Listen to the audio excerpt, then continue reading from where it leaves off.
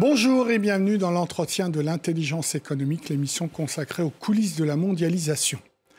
Il paraît que la géopolitique fait son grand retour dans les conseils d'administration des entreprises.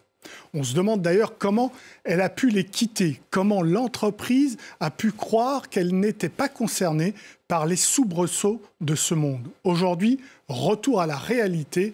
On parle même de nommer dans les instances dirigeantes de l'entreprise un responsable de la géopolitique. En anglais, un Chief Geopolitical Officer. Pour en parler, je reçois Florent Parmentier, secrétaire général du Centre de recherche politique de Sciences Po Paris, le CEVIPOF. Bonjour Florent Parmentier. Bonjour Olivier. Alors, étonnant, non, qu'un entrepreneur d'une grande entreprise dise que la géopolitique a fait son retour dans son conseil d'administration.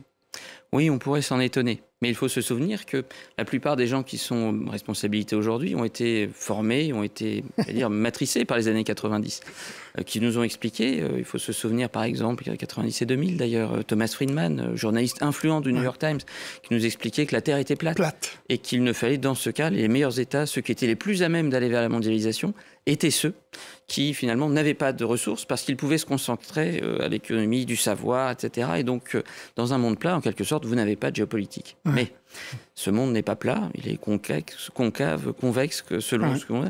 Et la géopolitique est clairement de retour, si l'on considère effectivement que pour les entreprises, ce qu'elles ont vu ces dernières années, ça a été un choc Covid, ça a été le choc de la guerre en Ukraine, ça a été des conflits régionaux, ça a été des tarifs douaniers. Donc on voit tout un tas de choses qui n'étaient pas nécessairement prévues et qui poussent des entreprises à intégrer de plus en plus à la fois ces risques et ces incertitudes géopolitiques. Alors vous citez Friedman, on peut aussi citer le grand récit américain après la chute du mur de Berlin qui est celui de Francis Fukuyama sur la fin de l'histoire. On se demande si nos élites ont compris que du coup c'était certes la fin de l'histoire de l'opposition Est-Ouest, mais aussi c'était le fait que l'histoire on n'en avait plus besoin. Les deux.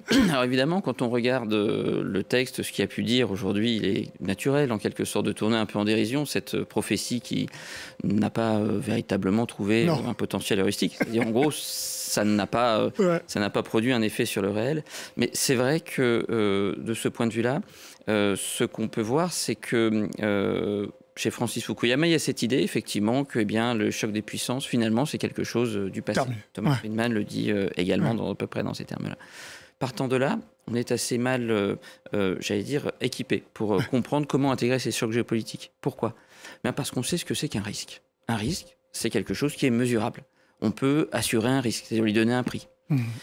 Des incertitudes sont beaucoup moins prévisible par définition. Donc on ne peut pas mettre un prix. On ne sait pas en fait comment réagir face à ces incertitudes et on ne peut pas en quelque sorte faire autre chose que réagir puisqu'on ne sait pas de quoi ça... Et c'est là véritablement en fait que les entreprises ont commencé à réfléchir un peu à cette idée et bien que finalement des directions des risques c'est très bien pour maîtriser des risques qu'on connaît, ce qui introduit un certain nombre de biais certainement de la part des dirigeants. On a envie de savoir et que ça se conforme à notre réalité. Mais finalement, les entreprises sont assez mal équipées pour penser les incertitudes. Et également, j'ai envie de dire, les opportunités. Les incertitudes, c'est ce qu'on ne connaît pas ou qu'on ne sait pas parfois. Les opportunités, regardez par exemple à quelques mètres de cette station, pensez à Eutelsat par exemple, le grand acteur économique français qui, du jour au lendemain, parce que il y a des incertitudes par rapport à Elon Musk et Starlink, s'est retrouvé catapulté en quelque sorte avec une valorisation financière sans commune mesure avec ce qu'il connaissait précédemment. Donc on voit que la géopolitique n'est pas seulement une affaire d'incertitude négative, elle est aussi affaire d'opportunité. Alors vous avez co-rédigé un article publié sur le site de l'Institut Montaigne où vous mettez en avant ce Chief Geopolitical Officer et vous avez la dent dure parce que vous dites qu'aujourd'hui la géopolitique elle est appréhendée dans les entreprises comme une géopolitique de comptoir. Oui, il y a Naturellement, je pense que ces dernières années, on a vu, vous faites partie de ces auteurs qui avaient contribué au fait de répandre l'idée que la géopolitique, que le monde n'était pas si plat que ça. Il y a d'autres, il y a eu, je pense, depuis les années 2000, d'énormes progrès. On le voit aujourd'hui, la géopolitique dans les écoles de commerce, c'est devenu une épreuve de concours. On en voit au bac, ce qui sont des choses effectivement qu'on n'avait pas il y a encore quelques années. Cependant, très souvent, il y a une réelle difficulté à passer d'un savoir qui peut être de régalien, universitaire, à un savoir opérationnel. Autrement dit, il ne s'agit pas seulement, pour un Chief Geopolitical Officer, de réciter ces grands classiques, de dire, eh bien, tel et tel géopolitologue a dit ceci, etc. Et de reprendre l'opposition entre des puissances de la terre, des puissances de la mer, etc. C'est intéressant, mais ce n'est pas opérationnel pour une entreprise. Autrement dit, comment on fait pour marier un certain nombre d'approches qui existent en géopolitique, un certain nombre de méthodes, d'outils qui sont connus, de rédaction de planification, de scénarios, des outils de veille, de compréhension, de simulation.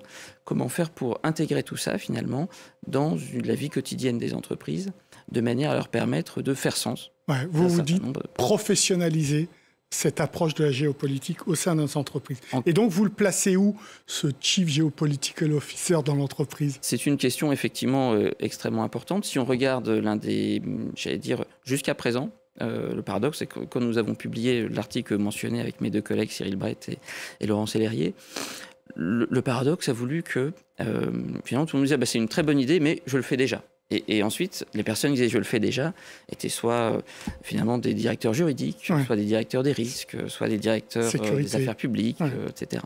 Et donc, on s'est rendu compte que si tout le monde prétend le faire, personne ne le fait.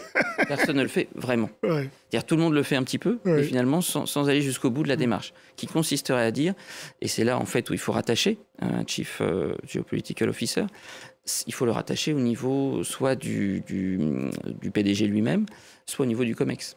Pourquoi? Pas pour en faire quelqu'un qui aurait en quelque sorte une nouvelle direction à sa guise.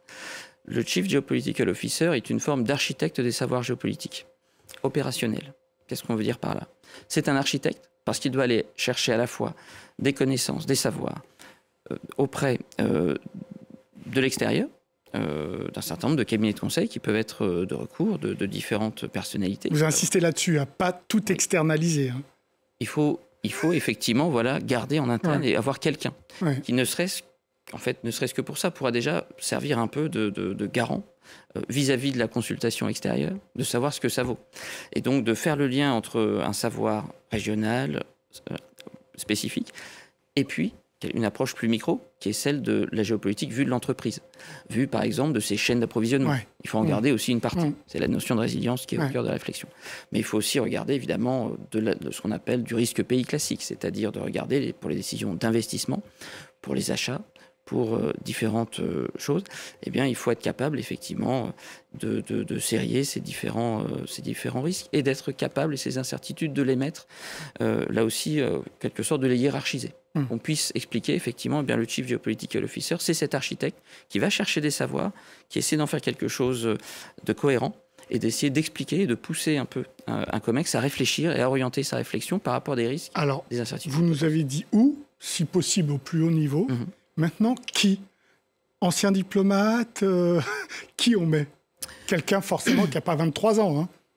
Effectivement, ce n'est pas quelqu'un en sortie d'école qui va tout de suite prendre ce point. On peut prendre l'exemple de Nokia. Nokia, en novembre dernier, a nommé quelqu'un qui est à la fois chef des affaires publiques et des affaires géopolitiques. Le type de profil qui a été positionné pour cela est instructif. C'est effectivement un diplomate. C'est un diplomate. Monsieur Mikko Okala a été ambassadeur de Finlande aux États-Unis, ambassadeur de Finlande en Russie, deux États clés pour qui comprend un peu comment, dans quelle situation se trouve la Finlande.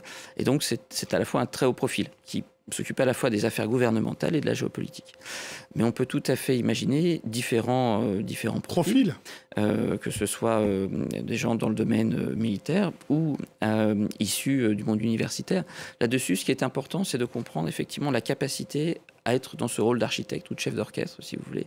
Architecte, parce que dans un système complexe, avec des risques partout, émergents, il faut être capable de faire sens de beaucoup de choses. Ouais. Et finalement, l'architecte est celui qui met en quelque sorte, qui organise une construction. Autant diplomate qu'économiste ?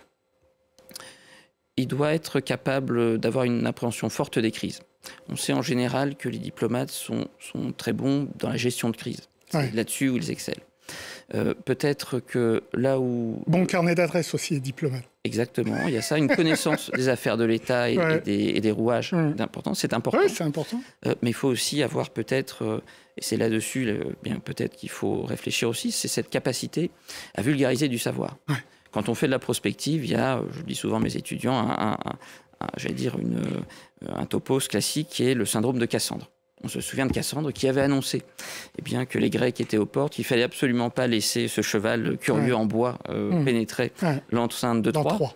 Et puis, elle n'a pas été écoutée. Elle avait un don de prophétie, puisque ça lui avait été attribué de manière divine. Mais ce don de prophétie n'était pas suivi d'une capacité à entraîner ses contemporains. De même que Cassandre, en quelque sorte, le Chief Geopolitical Officer doit embarquer une partie de sa hiérarchie, une partie de son COMEX.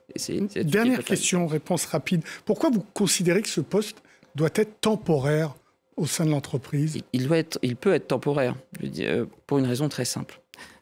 Si on doit le dire rapidement, il n'y a plus de Chief Email Officer aujourd'hui. Qu'est-ce qu'on veut dire par là ? C'est qu'en fait, le Chief Geopolitical Officer doit être un agent qui doit être capable de faire prendre conscience à une organisation qu'il est nécessaire de changer de culture par rapport à la géopolitique.